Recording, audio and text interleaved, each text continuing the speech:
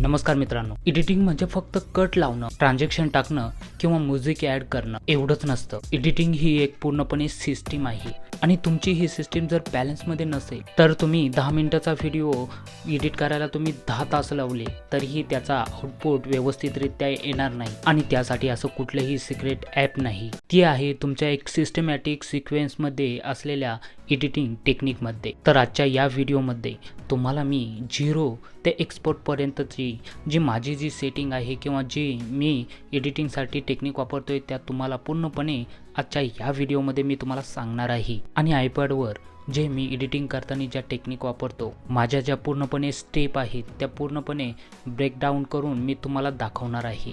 जर तुम्ही माझ्या चॅनलवर पहिल्यांदाच आला असाल तर या चॅनलला सबस्क्राईब करा आणि व्हिडिओ आवडला तर नक्की लाईक करा. तर हा कोणताही मास्टर क्लास नाही, मी इथे काही फॅन्सी किंवा एक्स्ट्रा गोष्टी सांगणार नाही. मी फक्त तेच सांगणार आहे जे मी माझ्या आत्तापर्यंतच्या जर्नीमध्ये आयपॅडवर काम करताना मी स्वतः वापरलेले आहेत. सगळं स्टेप बाय स्टेप एकदम डिटेलमध्ये मी समजून सांगणार आहे. म्हणून मित्रांनो, व्हिडिओ जर थोडा मोठा झाला तर स्किप करू नका, कारण हे स्टेप कोणत्याही सॉफ्टवेअरसाठी किंवा कोणत्याही व्हिडिओसाठी लागू होतात. एडिटिंगची सुरुवात ही टाइमलाईन पासून नाही तर मित्रांनो, एडिटिंगची सुरुवात होते ती फाईल मॅनेजमेंट पासून. सर्वात आधी मित्रांनो, मी माझी फाईल ॲप ओपन करतो आणि हे फोल्डर तयार करतो.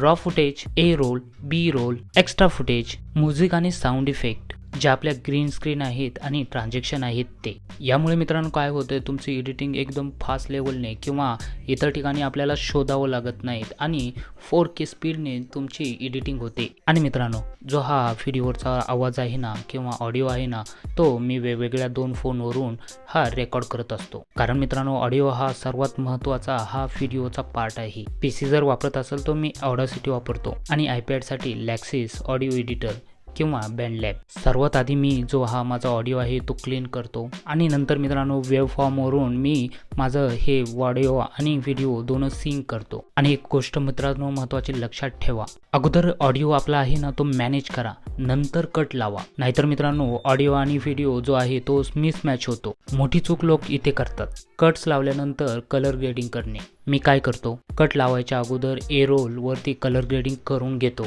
यामुळे सगळ्याच क्लिपमध्ये सेम लुक राहतो, वेळ वाचतो, एक्सपोर्टला टेन्शन राहत नाही. यानंतर अनवॉन्टेड पार्ट काढून व्हिडिओचं एक बेसिक स्ट्रक्चर तयार करतो. कट्स कंप्लीट झाल्यावर योग्य मूडचं म्युझिक ॲड करतो. इम्पॉर्टंट पॉइंटला जे म्युझिक आहे ते म्यूट करतो. यानंतर नोटपॅडमध्ये बी रोल लिहून काढतो. कुठे कोणता बी रोल योग्य पद्धतीने बसेल ते ठरवतो. यामुळे व्हिडिओचा फ्लो आणि इमोशन क्लिअर होते. आता प्लॅन केलेले जे बी रोल आहेत ते ॲड करतो. ब्रँड ॲसेट किंवा ग्रीन स्क्रीन वापरतो. आणि जे ग्रीन स्क्रीन रिमूव्ह आहे ना ते तुम्ही जे सॉफ्टवेअर वापरतात त्या सॉफ्टवेअरच्या वापरावर अवलंबून असतं, पण जी प्रोसेस आहे ना ती सेमच असते. एक्सपोर्ट करण्या अगोदर आपला पूर्ण जो व्हिडिओ आहे ना तो एकदा शांतपणे बसून बघतो. ऑडिओ आहे, व्हिडिओ आहे किंवा जे कट आहेत किंवा ट्रान्झॅक्शन वापरलेत ना ते व्यवस्थित बसलेत की नाही याचं एकदा निरीक्षण करतो. त्यानंतर मित्रांनो मी माझं 1080p 30fps मध्ये जो माझा व्हिडिओ आहे तो एक्सपोर्ट करतो. आता थोडक्यात सांगायचं म्हटलं तर पहिला आहे तुम्ही डाटा मॅनेजमेंट करा, दुसरं आहे ऑडिओ आणि व्हिडिओ आहे तो सिंक करा. कलर ग्रेडिंगच्या अगोदर जे कट आहेत ते कलर ग्रेडिंग करायच्या नंतर लावा. त्यानंतर म्युझिक ॲड करा. त्यानंतर तुमचे बी रोल किंवा ग्रीन स्क्रीन असेल तर ती ॲड करा. नंतरचा पॉईंट आहे फायनल चेक किंवा व्यवस्थितरित्या एक्सपोर्ट करा. तर मित्रांनो, तुम्ही ह्या आयपॅडवरती एकदम व्यवस्थितरित्या स्टेप वापरून तुम्ही एकदम तुमचा व्हिडिओ प्रो लेवलने एडिट करू शकता. जर तुम्ही इथपर्यंत आला असाल तर नक्की सांगा की तुम्हाला हा व्हिडिओ कसा वाटला आणि कमेंट्समध्ये लिहा की तुम्हाला हा व्हिडिओ व्यवस्थित वाटला की नाही.